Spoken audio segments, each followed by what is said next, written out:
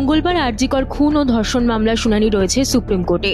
এদিকে মঙ্গলবার সকাল থেকেই তৎপর ইডি। এদিন আরজিকরে দুর্নীতির তদন্তে নেমে রাজ্যের 6 জায়গায় তল্লাশি অভিযান চালাচ্ছে কেন্দ্রীয় তদন্তকারী সংস্থা।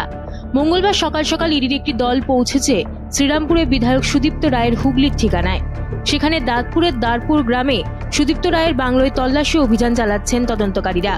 অন্যদিকে তৃণমূল বিধায়কের উত্তর কলকাতার বাড়িতেও চলছে ইডির তল্লাশি।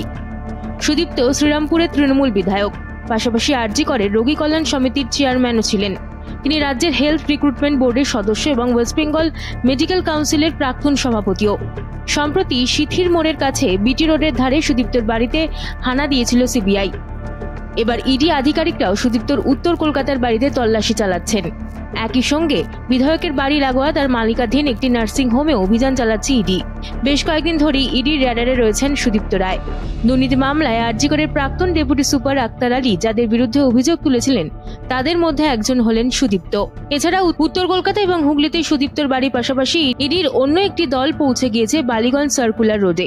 সেখানে এক ওষুধ ব্যবসায়ীর বাড়িতে হানা দিয়েছেন কেন্দ্রীয় তদন্তকারী সংস্থার আধিকারিকরা।